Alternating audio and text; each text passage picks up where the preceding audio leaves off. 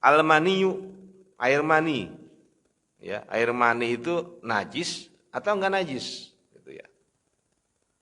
Itu kan air mani itu air yang memancar, ya, yang keluar di saat terjadinya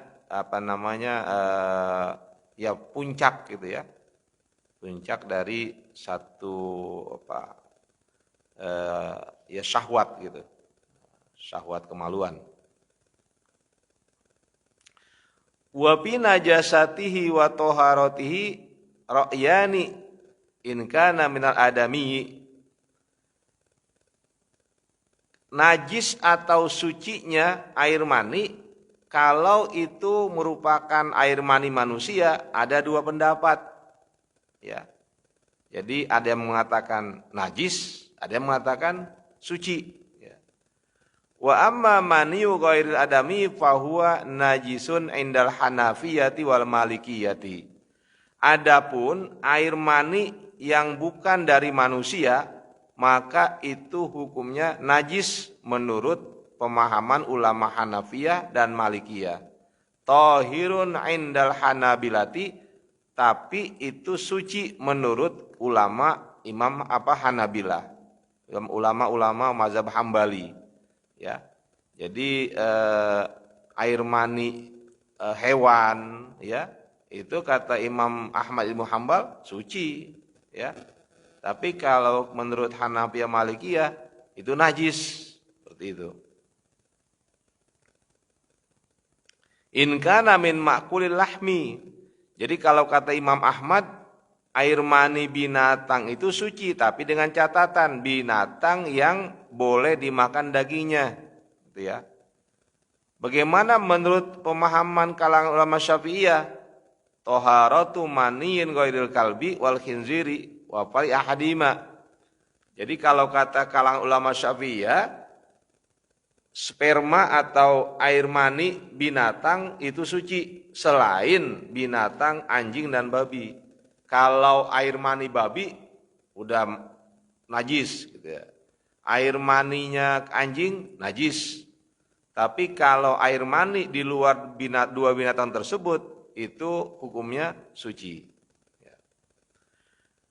Kemudian bagaimana dengan air mani manusia? Qolal Hanafiyatu wal Malikiyatu al maniyu najisun yajibu ghuslu atharihi. Menurut ulama Hanafiyah dan ulama Malikiyah, air mani manusia itu najis dan wajib untuk membasuh bekasnya. Ya. Jadi najis tuh. Jadi kata mereka air mani manusia ya najis. Jadi kalau kena pakaian kita mesti dibasuh, mesti dicuci.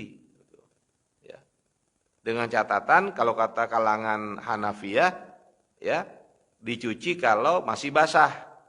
Artinya wujudnya masih basah, nempel gitu, masih ada di kain atau di baju atau di apapun pakaian atau di benda yang lain. Kalau masih basah itu wajib dibasuh.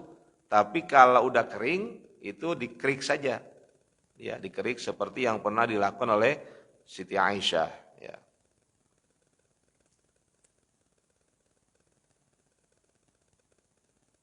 Ini pendapat mereka seperti itu. Kemudian bagaimana pendapat yang lain gitu ya.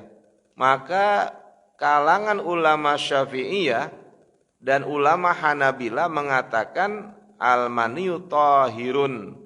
Air mani manusia itu suci. Ya, jadi air mani itu suci. Sebab kalau najis berarti manusia itu terbentuk dari zat yang najis. Ya. Makanya tidaklah layak kalau air mani manusia disebut zat yang najis. Dan memang untuk membasuhnya itu sunnah saja.